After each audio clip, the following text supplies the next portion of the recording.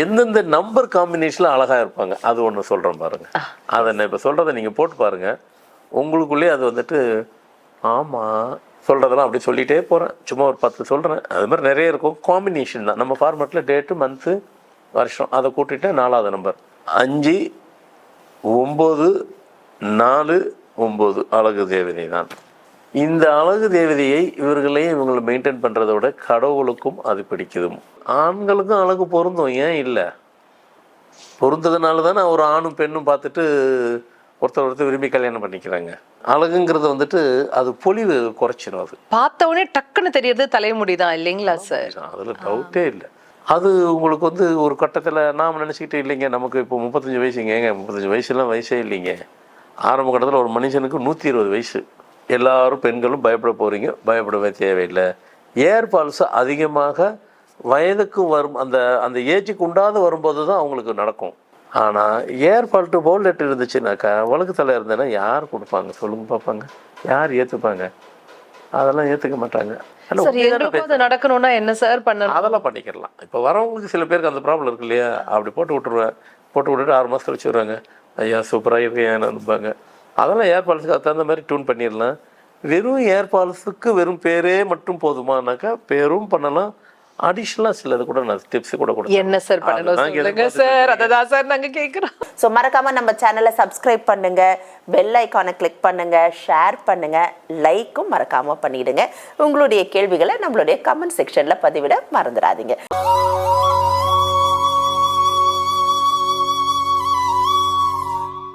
ஆன்மீக உலா அன்பு நேயர்களுக்கு இனிய வணக்கம்.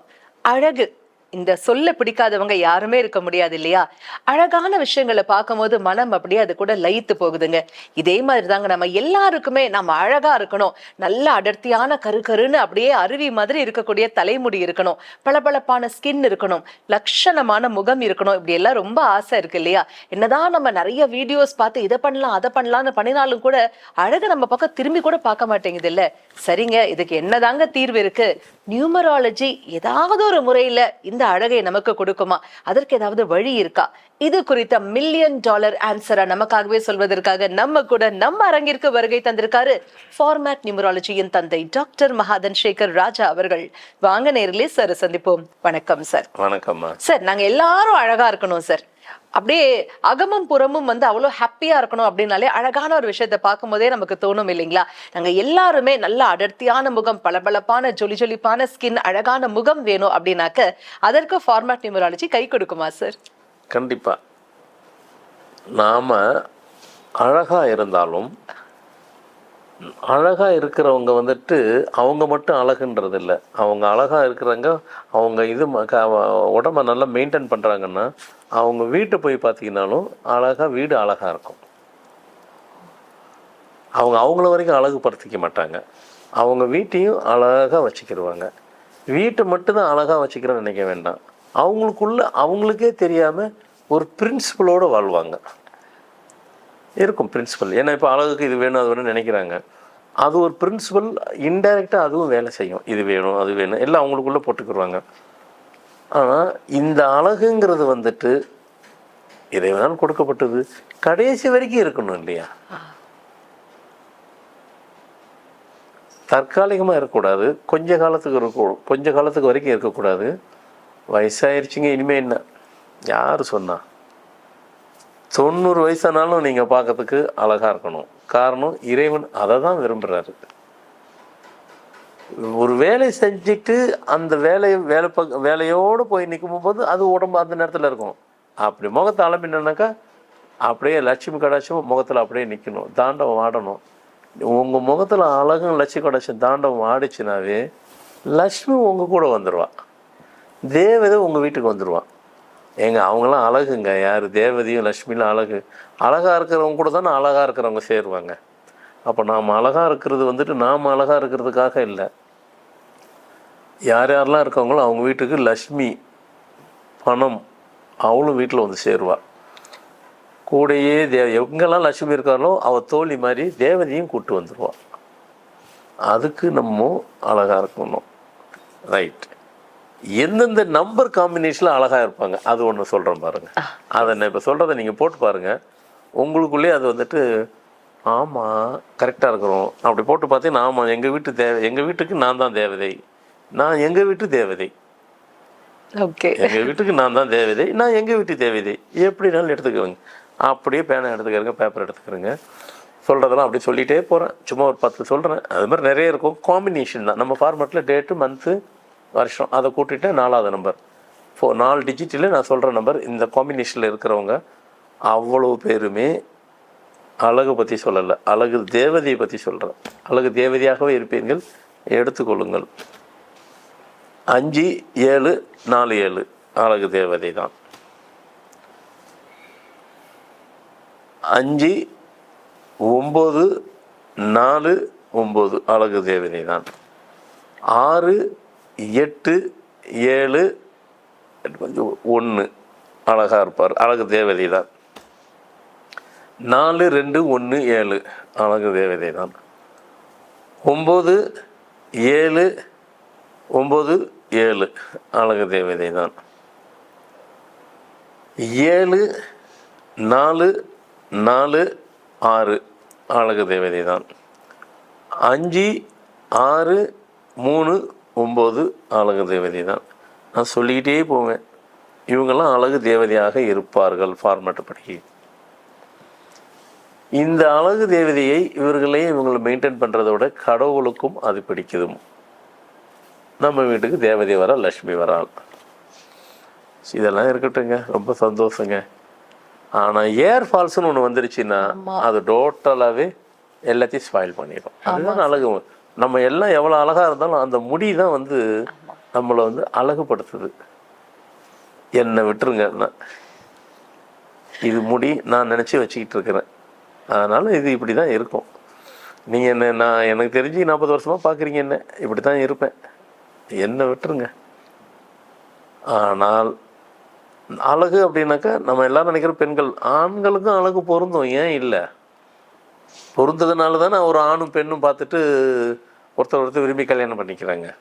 அதனால் வந்து அழகு ஆண்களுக்கும் பொருந்தும், கொஞ்சம் பர்சன்டேஜே அதிகம் பெண்களுக்கு, இதுதான் வித்தியாசம். பர்சன்டேஜ் கூடுதல். ஏர் ஃபால்ஸுன்னு உள்ள வந்துடக்கூடாது. வந்துருச்சு, அது கொட்டிருச்சுன்னு வைங்களேன், அது நம்மளுடைய அந்த அழகுங்கிறது வந்துட்டு அது பொலிவு குறைச்சிடும். அது பார்த்தவொடனே டக்குன்னு தெரியறது தலைமுடி தான் இல்லைங்களா சார்? அதில் டவுட்டே இல்லை. நம்ம முகம் வந்துட்டு எவ்வளோ வசீகரம் இருந்தாலும் நம்மளுக்கு அந்த முடி தான் நம்மளை வந்துட்டு அந்த அழகையே கூட்டுறதுக்கு முதன்மையாக இருக்கிறது. அது உங்களுக்கு வந்து ஒரு கட்டத்தில் நாம் நினச்சிக்கிட்டு இல்லைங்க, நமக்கு இப்போ 35 வயசுங்க. 35 வயசுலாம் வயசே இல்லைங்க. ஆரம்ப கட்டத்தில் ஒரு மனுஷனுக்கு 120 வயசு. காலப்போக்கில் தான் 120, 110, 100, 90 அப்படி இப்படிலாம் வந்து இப்போ 60 வந்து நிற்கிது. நாளாவோ அதுவும் குறைஞ்சிரும். காரணம் இது மாறும்போது மாறுது. சரி, அது மாறிட்டு போகுது. இருக்கிறவங்க இருக்க தானே செய்கிறாங்க. ஏதோ 1-2 தான் இருப்பாங்க. இன்றைக்கும் வெளிநாட்டில் இங்கேயும் வந்து ரொம்ப கம்மி தான் இங்கே இந்தியாவில். ஏன்னா அந்த பழக்க வழக்கங்கள் தான், அந்த ஃபுட்டினுடைய பழக்க வழக்கம் தான் இன்றைக்கும் இருந்துட்டு இருக்கட்டும். அப்போது இந்த யாருக்கெல்லாம் இந்த ஏர் ஃபால்ஸுங்கிறது வருது அப்படின்னு பார்த்தீங்கன்னாக்கா, இந்த தேதி, மாதம், வருஷம் கூட்டியன், அதான் விதியன், டெஸ்டினியன், இதில் எந்த இடத்துலையாவது ஒரு 7 இருந்துருச்சுன்னா அவங்களுக்கு ஏர் ஃபால்ஸு வர்றதுக்கு வாய்ப்பு உண்டு. கட்டாயம் வரும், கட்டாயம் நடக்கும். பெண்களுக்கும் அது பாதிப்பு உண்டு. ஆனால் இதில் ஒரு பெரிய சீக்ரெட்டு என்னென்னாக்கா, எல்லாரும் பெண்களும் பயப்பட போகிறீங்க, பயப்படவே தேவையில்லை. ஏர் ஃபால்ஸு அதிகமாக வயதுக்கு வரும், அந்த ஏஜுக்கு உண்டாது வரும்போது தான் அவங்களுக்கு நடக்கும். ஆனால் ஆண்களுக்கு தான் அதிகமாக நடக்கும். 85% வந்துட்டு ஏர் ஃபால்ஸ் வந்து ஆண்களுக்கு தான் நடக்கும்.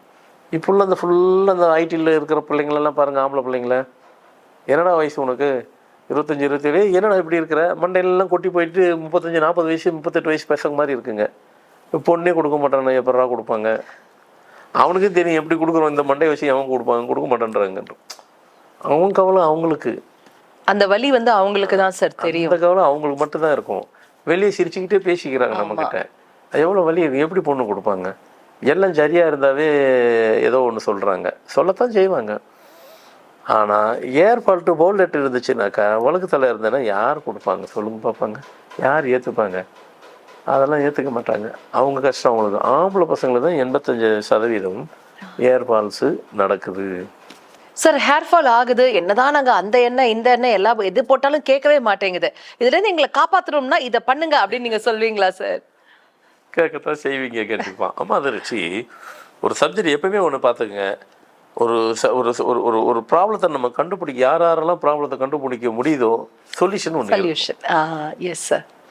இப்போ நம்ம ஃபார்மல் நியூமராலஜியில் என்னென்னமோ பேசுகிறோம், என்னென்னமோ சொல்கிறோம், அவ்வளோத்துக்கும் அல்டிமேட்டாக சொல்யூஷன் என்னங்க பேரமாக சொல்லுவீங்க, நாங்களே சொல்லிடுவோங்க அப்படின்னு நீங்கள் சொல்லுவீங்க.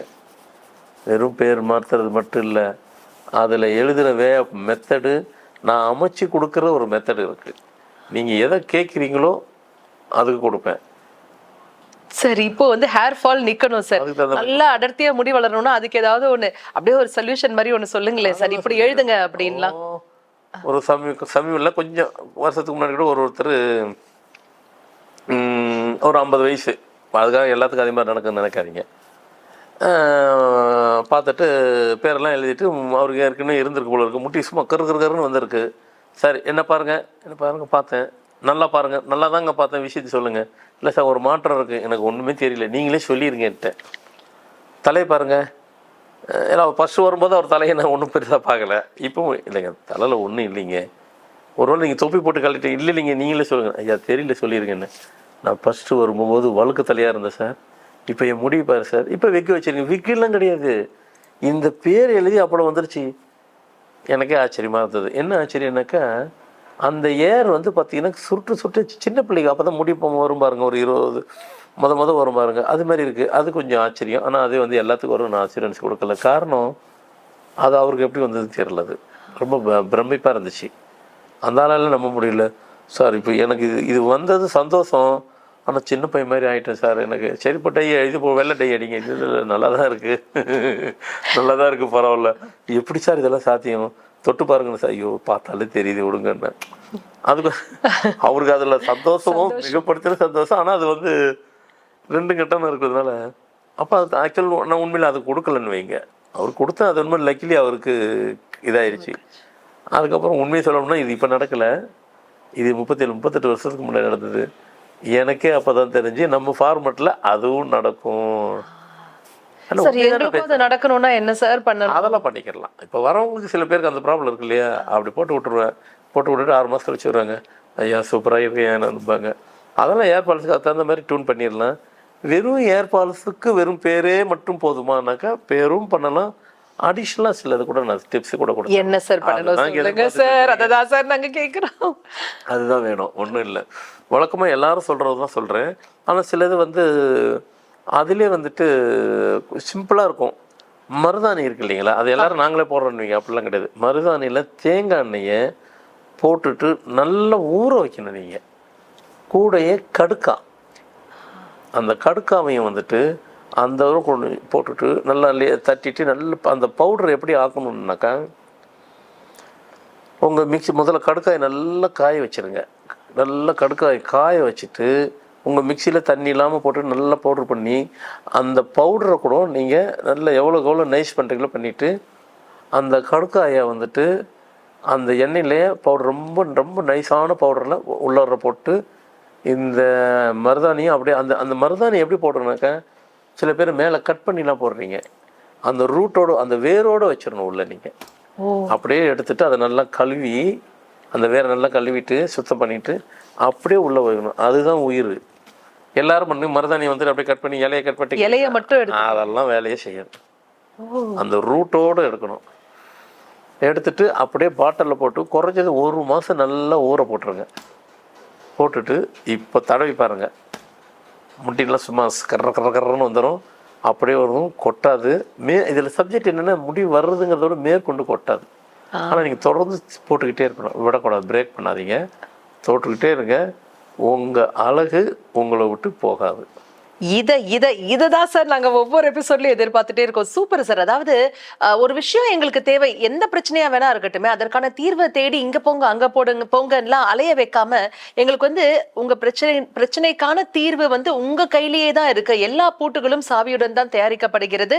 எல்லா பிரச்சனைகளுக்கும் தீர்வு நிச்சயமாக இருக்கு. அது உங்களை சுத்தியே தான்ப்பா இருக்கு. அதை கொஞ்சம் நிதானமா தேடி பாருங்க, நீங்களே வந்து சூப்பரா வாழலாம் அப்படின்னு சொல்றீங்க பாத்தீங்களா. இதுதான் சார் உங்களுடைய ஹைலைட். ஹேட்ஸ் ஆஃப் அப்படின்னு சொல்லியே ஆகணும் சார். குறிப்பா இதே மாதிரி இன்னொரு முக்கியமான ஒரு சப்ஜெக்ட் என்ன அப்படின்னாக்கா, ஜோதிடர்கள் பயமுறுத்துற ஒரு சப்ஜெக்ட். வாழ்க்கையில எந்த பிரச்சனை வந்தாலும் இதற்கான காரணம் என்னன்னா உன்னுடைய கர்மா.